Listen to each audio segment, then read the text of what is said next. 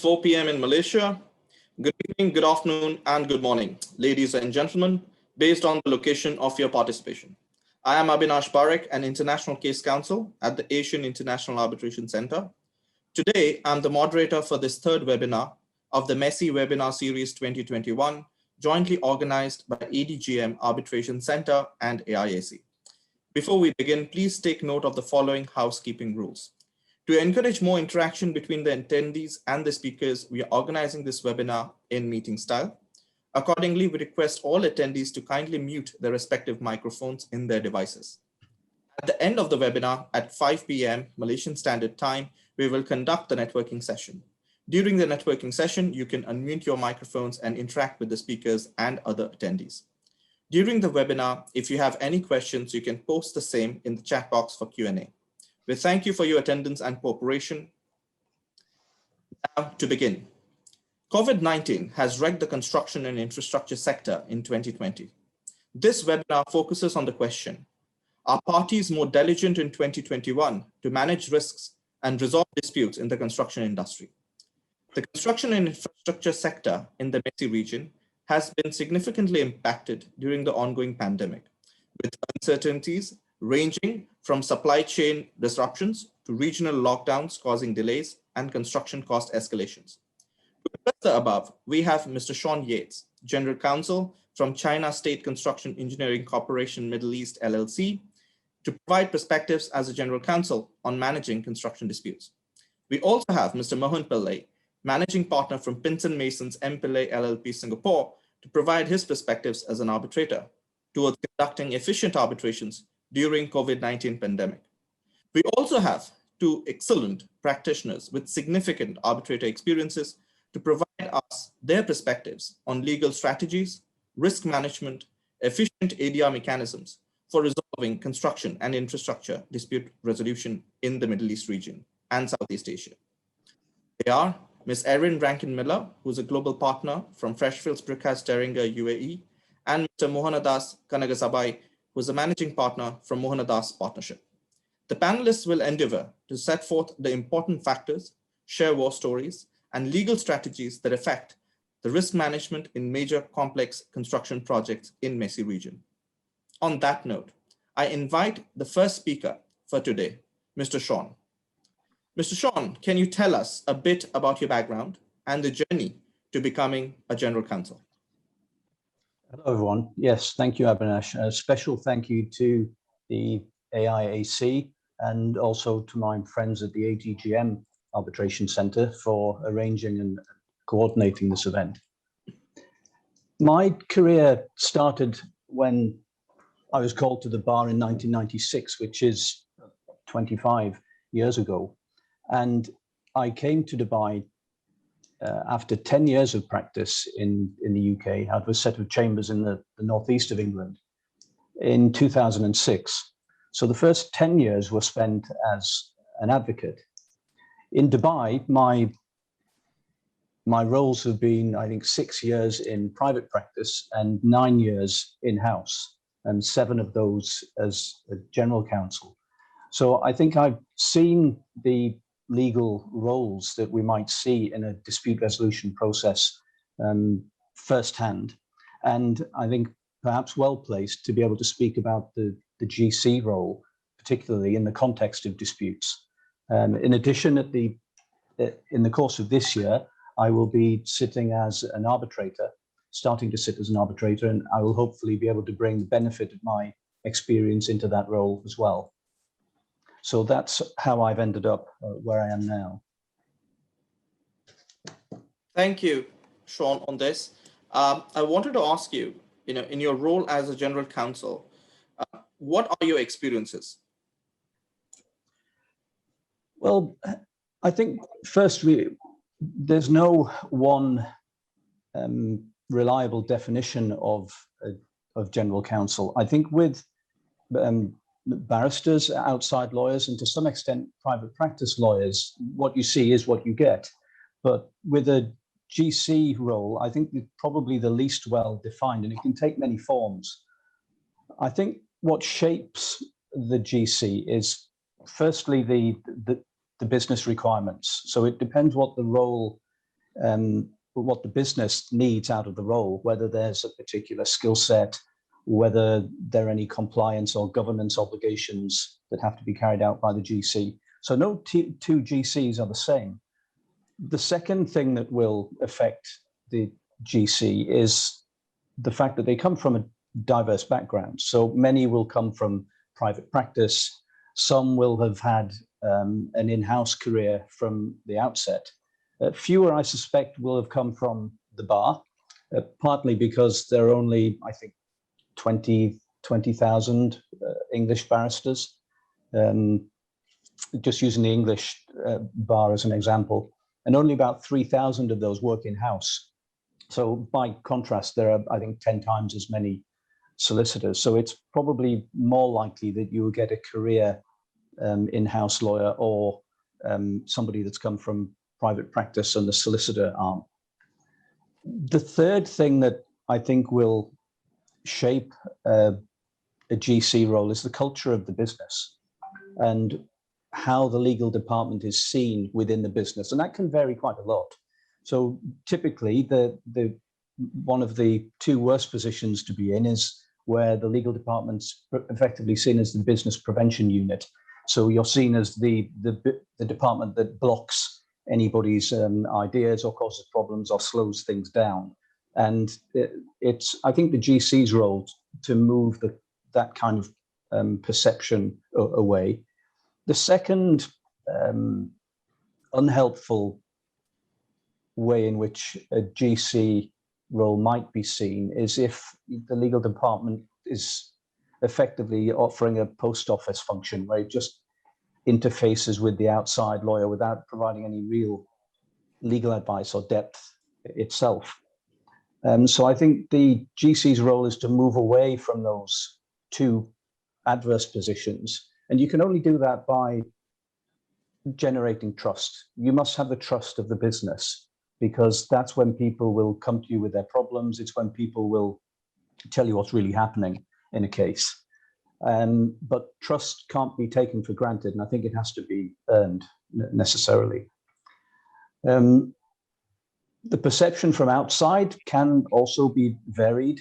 Working with outside lawyers, they may see you as anything from being helpful to being a nuisance, but not that they would say that to us, because we're higher up the food chain than they are usually. So they're still nice to us. But I think when my son, for instance, asks me what I do as a lawyer, he's 8, I tell him that I help people solve problems. And I think that's the easiest way to explain to him what I do. It's trying to understand everything and then offer a solution or be part of a solution. So that's the main role.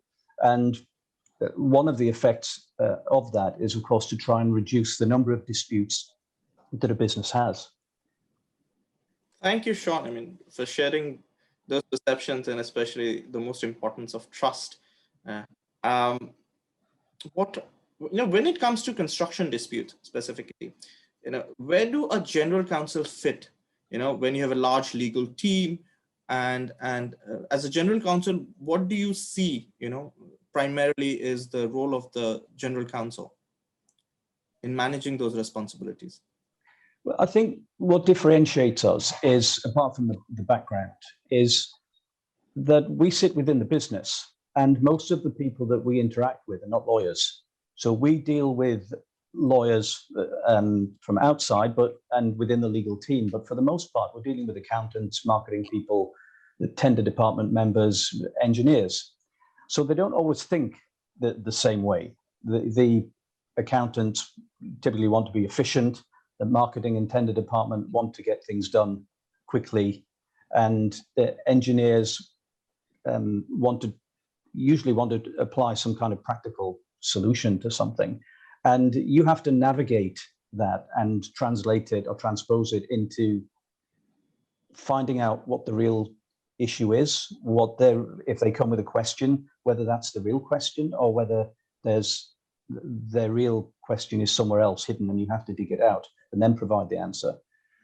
But because you are where you are, you might be in the best position to advise. I think you must take advantage of the position that you're in to try and find out what a problem is really about. And if there's a dispute, I try to find out what it is that we don't understand about the other side's case. Why do they think that they will be successful, or why do they think that they have a good case? What is it that we don't understand about their case? And then what is it that they don't understand about ours?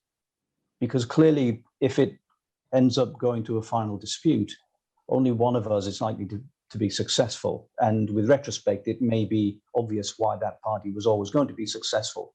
So if it's possible to find out why that is beforehand, then all the better for the business. I think we're also better positioned because we have more of an understanding of the personalities involved in a case. Many cases involve entrenched positions where people involved in projects, which typically extend for long periods, have interacted with people on the other side's team. They've taken a view, they've adopted a particular approach. And for them to admit that that approach might not have been right, or maybe part or be contributing to the problem, is difficult. So I think you often have to be something of a detective to try and find out what the case is really about and take into account the personalities. Once a case goes to an outside law firm, I think the outside lawyers have to operate on a different premise. That's when people start looking at the contracts. They look at the agreements and they build a case based on what should have happened and what actually happened. But they don't have those insights. I think the important role of general counsel is to be the interface between the outside law firm and the business and be able to present strategies, give an insider information perspective as to what the case is about and how that might affect the strategy of the case. So I think it's not duplicative, the role that we play, if it's done right. You need to be on the side of the business. You will have seen the project and seen the problem much earlier, and you've seen it develop for a much longer period than the outside lawyers. I think GC's job is to make sure that they benefit from your knowledge. Thanks, Sean, on that. What are your recommendations, especially given your significant experience as a GC, for lawyers and other general counsels towards managing construction disputes in the Middle East or in other jurisdictions? I think that construction disputes are necessarily prone to potential, construction projects are necessarily prone to dispute. They are typically complex agreements involving many moving parts. They can extend over significant periods of time, and there's often very narrow margins involved. So when anything tries to move, it has a necessary impact in another part of the project. The Middle East has, as many regions do, I suppose, their own peculiarities that may exacerbate the potential for dispute, such as engineer independence, the removal of dispute board provisions from FIDIC agreements, the adaptation of standard contracts to in what appears to be a way to benefit one party, when in reality it upsets the balance so much that if there is a problem, the contract becomes very one-sided and difficult to work through. But as far as the things that people can do when a dispute does arise, I think first sit down and find out what the case is about, which, as I indicated earlier, I think general counsel in the in-house team are the better position to be able to tell that narrative. And that's because there are two types of case. There's the type A cases where the dispute is about what it appears to be about. And then there are type B cases where the dispute is actually about something other than what it appears to be about. It's usually about money in the type B case, but it's presented as something else. So for instance, the employer or the other paying party is expected to make a payment, but they have financial difficulties, and rather than address that and try to look for a way to work collaboratively, they may try to abuse their position or find legal reasons or pseudo-legal reasons for delaying the payment. So they may deny extension of time claims in order to raise liquidated damages, only to trade them off at the end. Whereas it can end up being an unsatisfactory experience for both parties. I think the relevance of dividing cases into type A and type B is that in a situation like the COVID pandemic, where many businesses are hit financially, you find more type B cases arising. I think the pandemic doesn't induce a design flaw. It doesn't create an accident or cause difficulties in a variation valuation. Those claims are the type A claims where they are what they claim to be about. I think the type B claims and COVID need more than ever the parties to be open. And if that's not the case, then at least when you're dealing with lawyers and your legal team sits down, don't go to the contracts as your first port of call. Just sit down and talk about what the case is about and why the problem has arisen. Thank you, Sean. Thank you for such a comprehensive overview as as a role of general counsel and what others can learn from your experiences. On that note, I would like to invite the second speaker for today, Mr. Mohan, and we shall begin with a presentation. So Mohan, I'll just share the presentation for benefit. Thank you very much, Abhinash. I thought what I could do in the time that I have available is to give you a quick snapshot of some of the things that I have seen from the tribunal perspective. And then, it may be that some of the points I will make will raise questions that we can then field in the second part of my discussion. So I thought I'd try and take this from three different perspectives, as you can see from the slide, in terms of dealing with infrastructure disputes during the pandemic. First was how tribunals have responded to the pandemic. The second is what I have seen in terms of the impact it has had on lawyers and parties in dealing with disputes.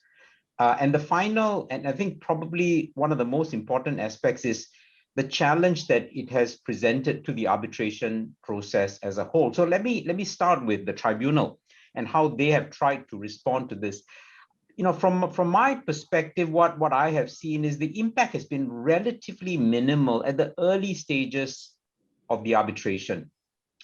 And that's in part because international tribunals are already used to conducting preliminary meetings and interlocutory hearings without the parties being physically present before them, in other words, in a virtual fashion anyway. So I don't think that the impact was very significant at that phase of the arbitration. I think the real impact from the tribunal's perspective and the way in which they manage these things has been in terms of the approach to the evidential hearing. And virtual hearings used to be the exception. It was limited to cases where the parties were able to set out some clear explanation as to why the entire proceeding couldn't take place physically, or what tended to be more common was individual witnesses in exceptional circumstances giving evidence in a virtual way. Now, COVID-19 has, of course, transformed what was an exception into the rule. And so the tribunal's focus has shifted now to trying to ensure that there's reliable technology, there's adequate bandwidth, giving appropriate directions in discussion with the parties. And that's become the standard approach now when you're dealing with evidential hearings. And grappling with a fully virtual hearing without physical interaction, both as between the tribunal members and with the parties and witnesses during an evidential hearing, presents its own challenges, and I'll touch a little bit on that as I go down. moving to the second point about the impact on lawyers and the parties, I think one of the key problems I have seen as a result of COVID-19 is the impact it has had in terms of physical access to offices, and with that, documents. That's what we've always taken for granted, that access will be readily available. That is an assumption that can no longer be made when you're dealing with an arbitration in these sort of times. And what that has meant is delay at the level of the interaction and the responses between the client and their legal team.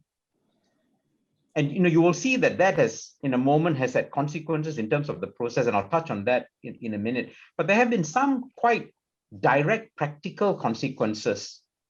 A number of the arbitrations that I have been involved in have resulted in being suspended, not because the parties asked for more time or they wanted to delay matters. The arbitral institution has suspended the arbitration because the parties did not pay the deposit. And the reason the parties didn't pay the deposit, in a number of cases that I've been involved in, and all of these are primarily in East Asia, the parties simply said not having enough access to physical documentation and signatures that were required on a wet ink basis meant that they had to work out new procedures to get payments organized that did not require the physical access.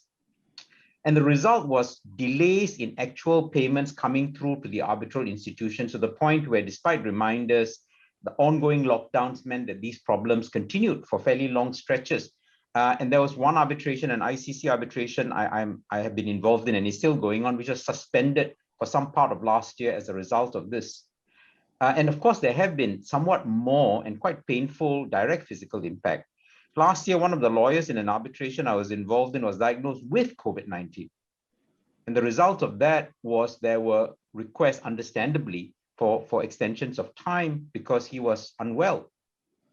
All of this takes me, I think, to the final point. What are the challenges COVID-19 has presented to the process of the arbitration itself? It will not surprise you to know that delays have, to a very large extent, been unavoidable, but they have largely been manageable. Difficulties in terms of physical access to offices and documents, which I flagged up a little earlier, has meant that longer timelines than usual have crept in at almost every stage of the arbitration process. I mean, right at the very beginning, when you're dealing with pleadings, these timelines have been extended because there is more time required for instructions to be given by clients. Timelines for document production have also extended, with clients and lawyers prevented by lockdown, by safe distancing restrictions, from being able to access the locations where these records are kept. And it's a real problem if you're dealing with a jurisdiction where the practice is not often to keep these documents in soft copies. And evidential hearings themselves have in fact proved vulnerable, in part due to the sort of unpredictable spikes in infection numbers. One of my ongoing arbitration has had its evidential hearing rescheduled 3 times because of the sudden reimposition and continuing and unpredictable extensions of lockdowns. And just bear in mind, these hearings were intended to be virtual in the first place. But the lockdowns were such that the lawyers involved explained to the tribunal that there were significant restrictions in terms of access to IT and office resources. And that meant that even a virtual hearing was very, very difficult to manage. So, we had to extend that. And I hope that's sort of given a quick sort of snapshot of the 3 levels, which I thought I might helpfully touch on in terms of the impact. I'm very happy to take any questions you might want to present to me, Abhinash. Thank you, Mohan. And I think for me, the first question which arises from the snapshot is, how do you think arbitrators have managed the response to COVID compared to courts generally? I mean, if you're dealing with international arbitration, that necessarily involve significant elements of cross-border components. it's not just the project that is in dispute, but very often, you will have the location and the nationalities of the parties and their legal teams across a number of places. So, even before we had to cope with COVID-19, arbitrators were very used to the idea of virtual hearings on preliminary matters and interlocutory applications. By contrast, of course, you were expected to be physically present in most court hearings, on pain of contempt of court. In some cases, if you're not there. So I think the short answer to your point is, I think arbitrators were better placed to handle the transition to a full virtual environment because they were already familiar with many of the aspects of virtual hearing compared to a court system, which had to go in completely unfamiliar with any aspect of this and then, go in on a full frontal basis. Everything was now virtual. So I think arbitrators by and large have managed the response somewhat better than courts. Thank you, Mohan. Are you seeing a pattern of COVID-19 specific claims and defenses arising in the arbitrations that you're handling? I mean, that's an interesting point. I think it fits in a little bit with what Sean was talking about with the sort of Cat A, Cat B type cases. But I am beginning to see, for example, increasing appearance of force majeure and change of law points in both claims as well as in defenses. And you will probably understand why something like this is particularly prevalent in infrastructure disputes where parties are focused quite a lot on timely material and labor supply, because that is absolutely critical to project delivery. And a lot of these are long lead items in many large infrastructure cases.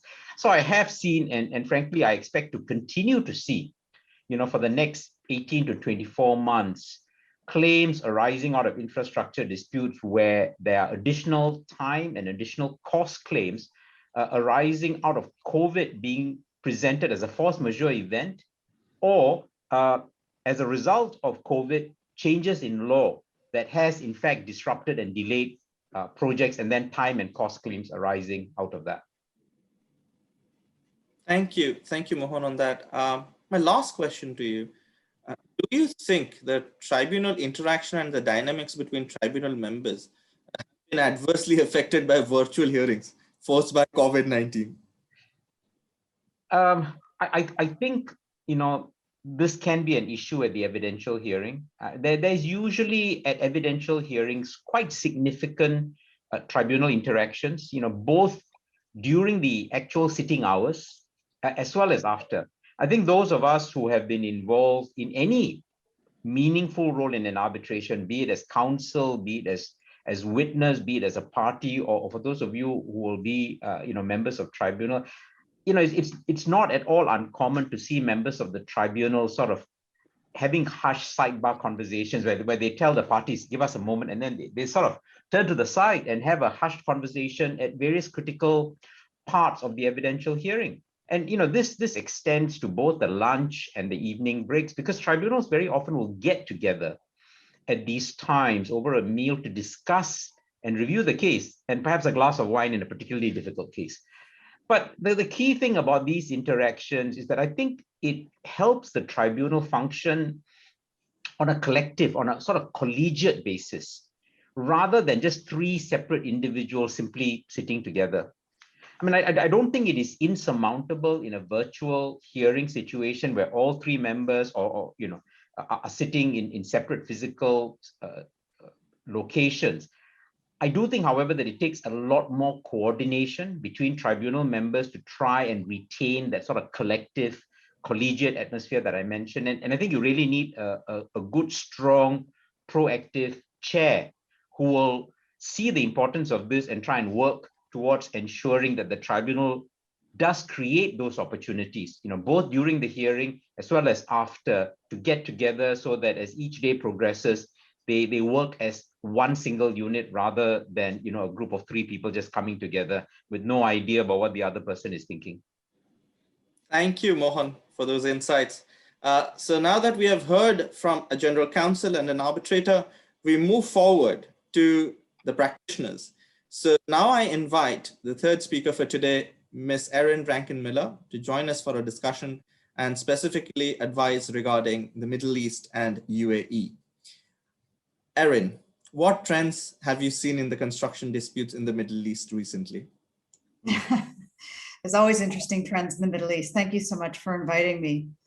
I guess one of the big trends since the pandemic started is that disputes are crystallizing more quickly and going formal. And that is particularly the case where there's international parties.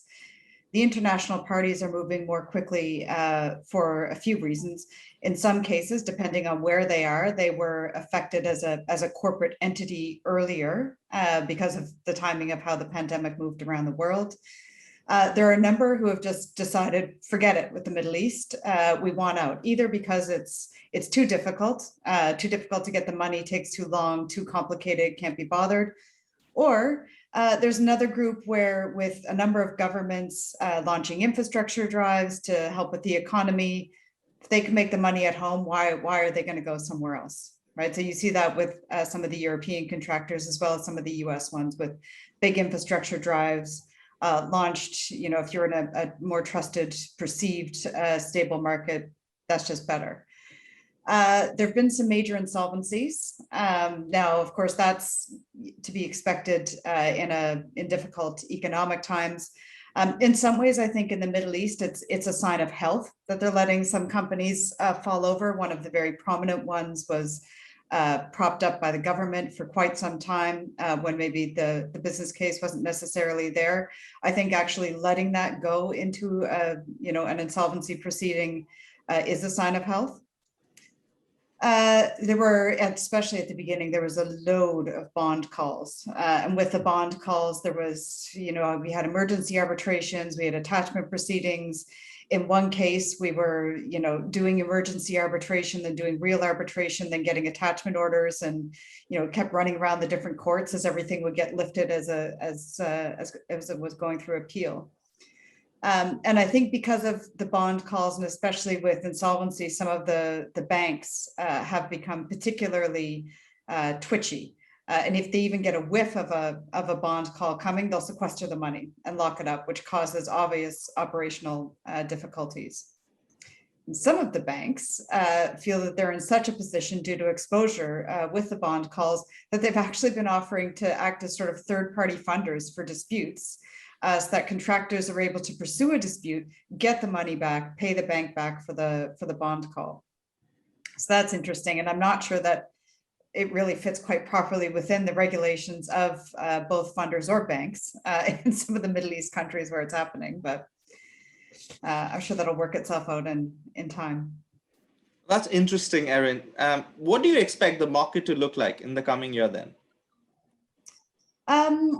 Well, I think the market will be interesting. I think there's going to be lots of opportunities in the oil and gas space. So the UAE in particular has come out and has said, there's probably going to be one or max two more investment cycles in the oil and gas space. They want to make the money while they can make the money. And that means increasing production, fast track projects. So there's going to be lots of opportunities there. And, this determination is part of a drive towards diversification. Diversification also, depending on how they go about it, can result in opportunities as well. We're already starting to see a really strong emphasis on local contractors. And I think that is a global phenomenon of focusing on your local contractors and keeping your local businesses strong for a few reasons. One, to help your economy and your key players. Also, I think COVID and the way that it affected the construction industry did show the hazards of global supply chains, especially when you're managing projects and you have places falling into lockdown and difficulty all over the world. You can have force majeure happening at 9 different times, depending on where your contractor is from, where a turbine is from, where you're getting workers from, which governments are banning what. And I think that there's obviously a requirement now that people are insisting on having a business continuity plan. I think that the fights will continue while people now going forward will factor in things relating to COVID. They didn't in the things that are half built now and are falling into dispute. You're stuck with the contract that you had, which reflected what we didn't know.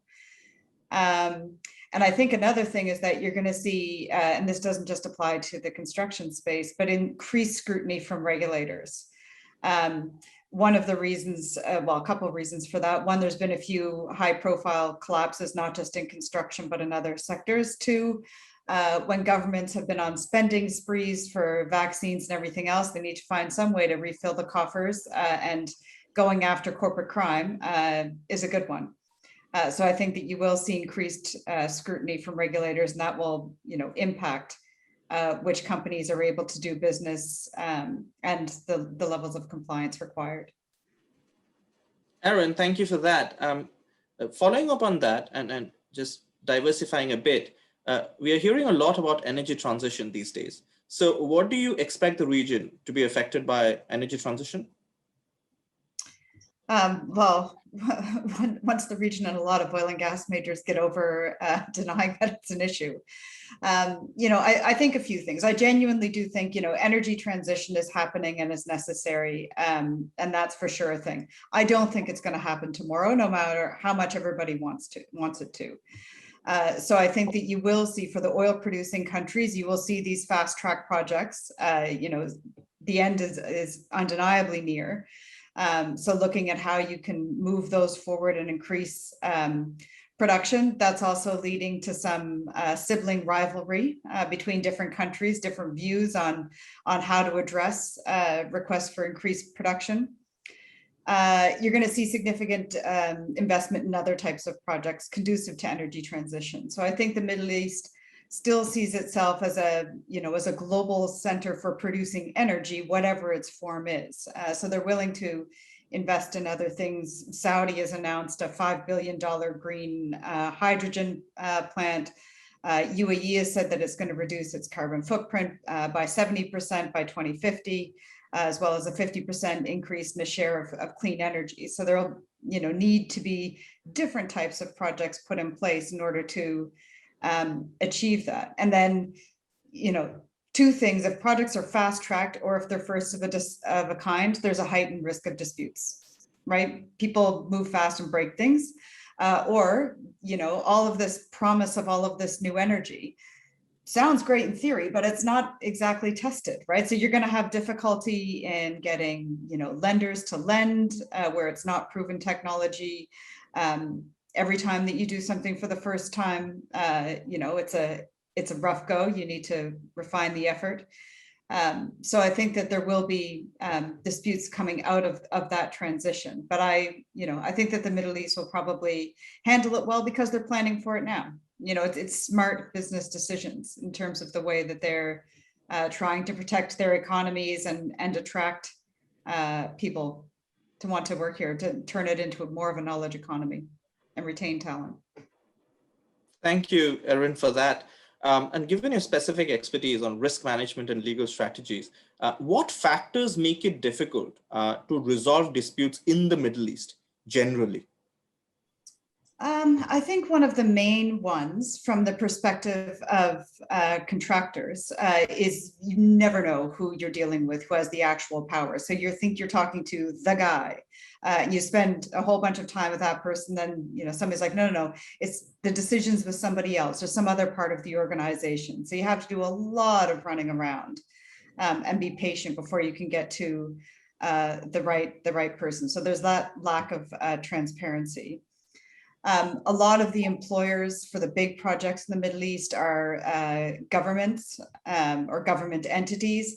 They are often much more preoccupied with what government auditors are going to say, as in go to jail, than they are with resolving things. And sometimes they're pretty clear that it's easier for them to get an arbitration award because then they don't get in trouble for paying it.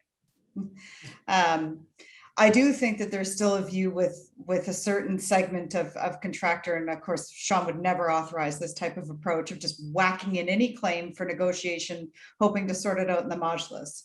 And as the increased regulatory scrutiny is there, as well as governments have been upping their game, that's just not going to work.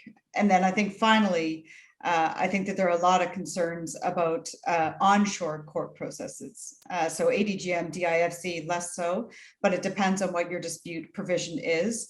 Not all of the arbitrations centers in the Middle East are as well regarded as you, or as organized, reliable, or frankly anything less than completely infuriating to deal with. And the court procedures, especially for people coming from common law backgrounds, make little sense. So it's, all of those things put together, as well as, I think everywhere when people just start turning inwardly and, kind of take the view, we don't need you people anymore, towards international contractors, that's difficult. The sit back and sue me attitude. Thank you, Erin. And I note that we have 1 minute still left and we were quite efficient. If I can chip in one last question to you, and it is for perhaps practitioners who are based in South Asia or Southeast Asia and who may have a dispute in the Middle East. What is one key takeaway or suggestion you would tell them before commencing an arbitration involving Middle East parties? Well, you will certainly want to make sure that you've tried to negotiate it. You'll want to signal your timeline and your intention. So you would want to, you can't get dragged into the, oh, we'll discuss more, we'll keep discussing, let's also discuss, let's have a non-binding determination, let's go through everything on earth other than a formal dispute. I think you do have to signal that you are going to go formal, but you need to keep a tight handle on how you plan to progress that claim and where you intend to progress that claim, so that there isn't people aren't taken by surprise. And then I think you also need to make sure that you have people who actually know what they're doing. It's a civil code country, where the laws and the governing version of the laws are in Arabic. I think that when you have an overemphasis on common law lawyers like me, that you can have people writing contracts that don't work in the civil code context, and then deciding cases, arguing cases, sometimes to civil code arbitrators, completely making a hash of what the civil code concepts are. Or worse, when you have everybody along the way, a tribunal of common law lawyers, common law advocates without benefit of Arabic advice, it can be difficult and lead to inconsistent results. Thank you, Erin, for those insights and for providing an overview from the Middle East and UAE also. With that, we now move to the fourth speaker for today. We are joined by Mr. Mohanadas Kanaksabai, who will provide perspectives as a practitioner on managing disputes in Southeast Asia and specifically Malaysia. Mr. Mohanadas, what are the effective dispute resolution mechanisms that are available to the construction industry in Malaysia that have significantly changed the dispute resolution landscape here? Thank you, Abhinash. On the whole, let me, by way of background, start by saying that court litigation and arbitration are progressing, broadly speaking, at pre-COVID-19 efficiency levels and remain popular dispute resolution mechanisms in Malaysia. We have dedicated construction courts with specialist construction law judges, all of them equipped with the necessary infrastructure to deal with complex construction claims, despite the challenges of social distancing that COVID-19 presents. Likewise, a substantial number of disputes continue to be heard in arbitration at the AIAC by arbitrators from all over the world. And again, I would say that the AIAC's world-class facilities have managed to cater very efficiently to the challenges and exigencies of the pandemic. But Abhinash, if I was to go back 10 years and put myself in the place of an unpaid contractor seeking payment from his employer in Malaysia, such a contractor would have to litigate or arbitrate or in courts or in arbitration for more than 2 years, generally speaking, to obtain relief. In the construction industry, where cash flow is critical, a 2-year wait could well prove to be fatal. The significant change, coming to your question, the significant change in the ADR landscape in Malaysia was the advent of statutory adjudication sometime in 2014 that provided a statutory mechanism for speedy resolution of construction disputes by way of the act known as the Construction Industry Payment and Adjudication Act, or CIPA for short. Now, that's a very quick mechanism that enables a payment claim to be decided in a mere 120 days from inception, without distinctions as to the in terms of the claim value or its complexity. Now, once you get an adjudication decision, it may then proceed to enforcement by the courts. All tools of enforcement, including seizure of assets, liquidation proceedings, and the like, are available to the successful party, and the adjudication decision enjoys interim finality. That is to say, it remains binding on the parties until and unless reversed in an arbitration or court litigation. And unless there has been a clear due process error in the decision making, the adjudicator's decision would not normally be disturbed by courts. So little wonder that adjudication has become, including in these troubled times, the weapon of choice in the construction lawyer's arsenal in Malaysia. If we look at some of the available statistics, for example, going back, say, to 2018 and 2019, there were more than 700 adjudication claims filed with the AIAC, which is the body tasked with administrating adjudication in Malaysia. The total claim value in 2018 exceeded some 2.4 billion ringgit, or roughly $600 million US. And the sums awarded after the hearings were in the tune of about 1.1 billion ringgit. So not by any means small amounts. There are large amounts at play. And you're talking, obviously, about a lot of work for the industry as a whole. But I don't have the exact statistic, but claimants in adjudication enjoy high chances of success, given the rough justice nature of the adjudication process. So to answer your question, the strategy that I would recommend in a construction claim in Malaysia would be to first consider adjudication if the claim lends itself to it. And hopefully that results in a quick settlement or adjudication decision. And even if no settlement results, it is likely that the claimant would either receive some money or be able to secure his claim pending arbitration or litigation that would eventually finally determine the dispute between the parties. The one caveat that I would make is that we are clearly in times where construction companies are finding life very difficult. So you are seeing more and more cases of judicial management, construction companies going into judicial management or financial restructuring or even insolvency. So you are more likely in these troubled times to win, say in arbitration or adjudication, but only to be left with a paper judgment or a judgment that doesn't really get you very far. Thank you, Mohan, on that. Now that it's interesting because, in our experience, from the AIC, we've also seen it, be it with adjudications and the temporal binding nature of the adjudication decisions followed by arbitrations. So for parties who are from the Middle East, what are your recommendations, about arbitration? Like, what are the changes that you have seen or the developments that may make arbitration more attractive to users in Southeast Asia and in Malaysia? Well, again, speaking by way of background, the statutory adjudication mechanism is not available in all countries in this region. I think the obvious examples where there is a tradition of statutory adjudication would be Singapore and Malaysia. However, arbitration remains popular, and you have several arbitral institutions operating in the region.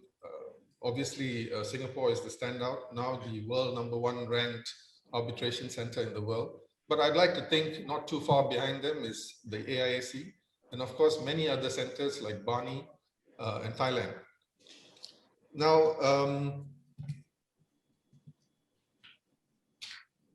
the main complaint that is directed at arbitration is that it is too expensive and not necessarily quick.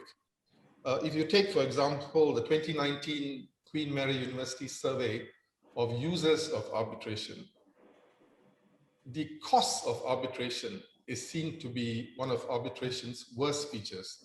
The majority surveyed also agreed that that summary disposal or some kind of summary disposal should be viewed as likely to have the greatest potential to improve the efficiency of arbitration. So what we see is arbitral institutions in the region finding ways to make the arbitral process more cost effective. And one refinement that appears to be gaining popularity is the early dismissal procedure.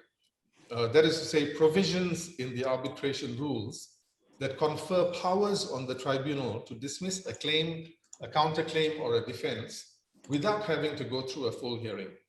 Now, typically, these powers are exercisable early in the proceedings so that there can potentially be a real savings of cost and time. And in that sense, they are akin to the courts striking out powers. Now, summary determination is already a feature of the SIAC rules. The AIAC is in the process of revamping its arbitration rules, and its draft 2021 rules include a feature allowing summary determination requests to be made within 30 days from the filing of a statement of defense and counterclaim. So I think it is only a matter of time before you have this procedure in several jurisdictions in this region. Now, the threshold that needs to be met to qualify for such determination is that the claim or defense must be manifestly without merit, or it must fall outside the tribunal's jurisdiction. So although it is a welcome addition, it does seem that a high threshold would be required for an application to succeed. In the exit case of Trans Global Petroleum against Jordan, for instance, the tribunal observed that the word manifestly requires a party to establish its objection clearly and obviously with relative ease and dispatch. The standard is therefore high. Thank you, Mohan.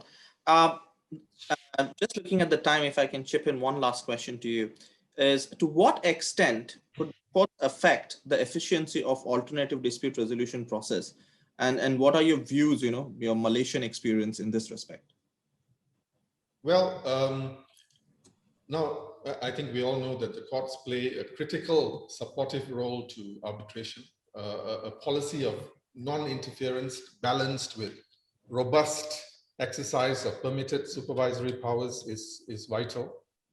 In Malaysia and Singapore, that approach is well understood. Our Chief Justice, in her speech to the China-ASEAN Legal Forum about a year ago, emphasized the court's policy of non-interference with the arbitral process as mandated by the Arbitration Act. So generally speaking, our courts are very supportive of the arbitration process and allow the parties the freedom of choice in terms of the forum of dispute resolution that they have chosen.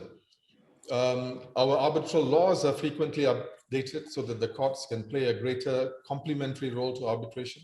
Recent amendments include changes to provisions governing interim measures, which have now been streamlined with the model law. The challenge, however, that the courts in Malaysia, and I believe in Singapore as well, have thrown to arbitration is actually now quite a different one. And it is simply this.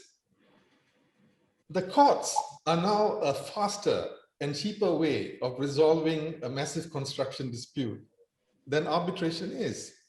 For instance, you can get a high court decision after full trial in Malaysia in about 9 to 12 months. An arbitration may take upwards of 18 months. Court costs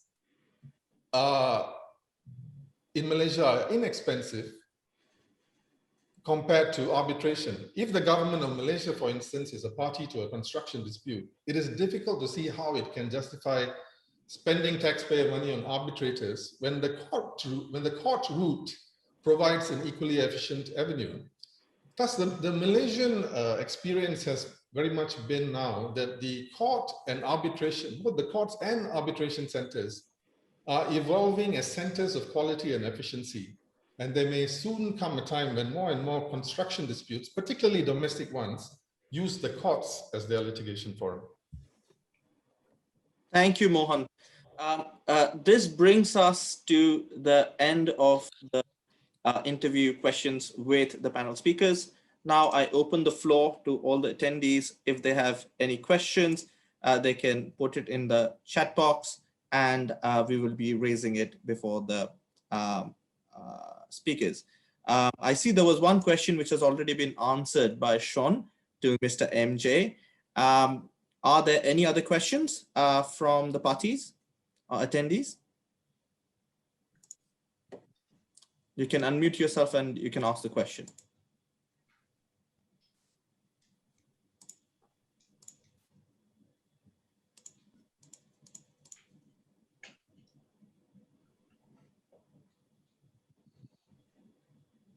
If I may follow up with a question to Mohan. Mohan, following up on the pandemic, what do you think are the issues that you specifically saw in Malaysia? When it came to pandemic issues, which Mr. Mohan Pillai was also referring to. Well, I think the issues, Abhinash, were in terms of arbitration were very similar. You had the hiccups with the conduct of the process. You had the hiccups with parties' access to witnesses and documents. And it's difficult actually to say, it's not necessarily just a Malaysian problem, because Malaysia is an international seat. So you could well have an arbitration taking place in Malaysia with experts from the US, arbitrators from 3 different jurisdictions sitting at the hearing, and so on.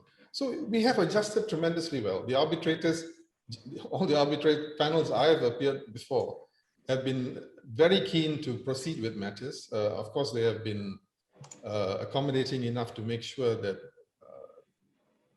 that very difficult problems can be overcome in some way.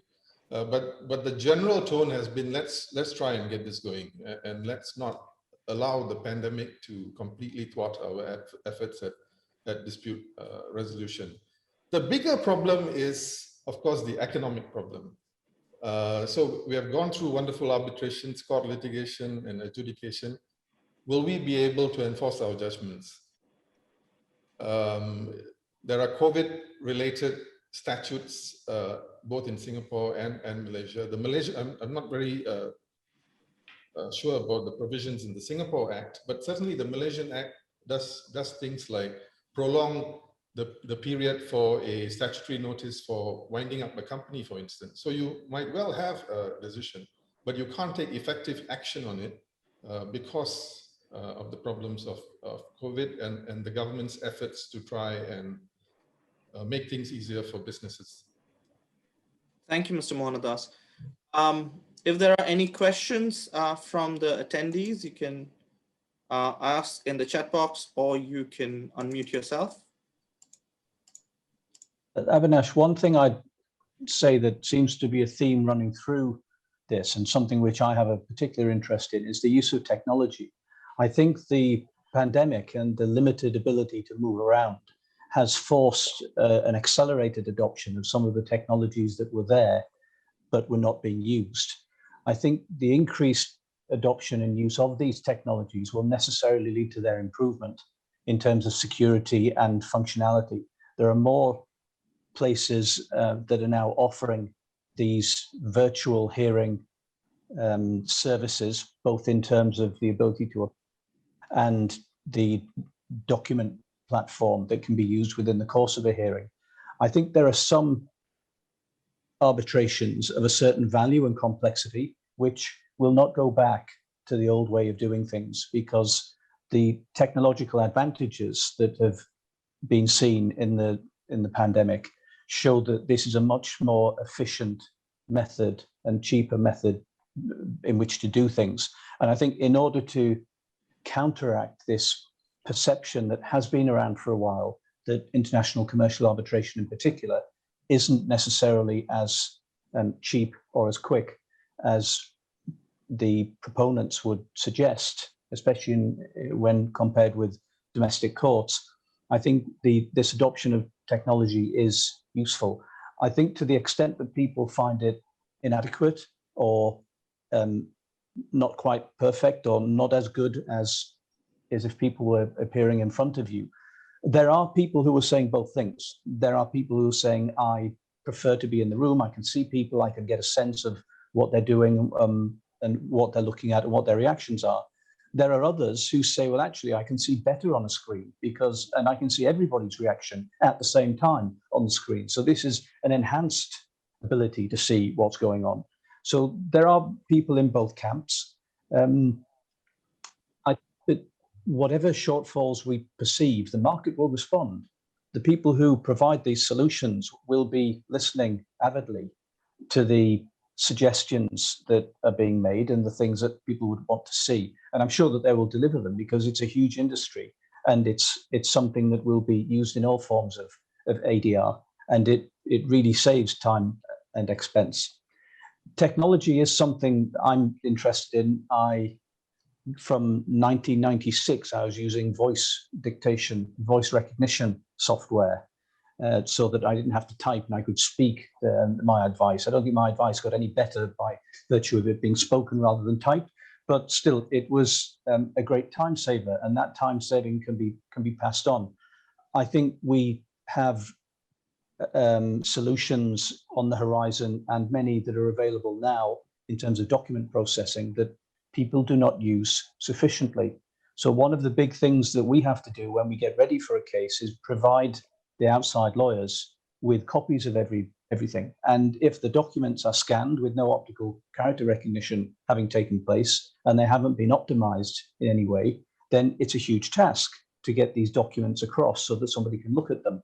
I think it is straightforward and just a matter of education for in-house teams to have an efficient and modern document retention system that will make their litigation or arbitration disputes much more streamlined and will ultimately save them money, because it's easier if we do this document processing than if we leave it to the outside lawyers who'll send it out somewhere else for somebody else to do it.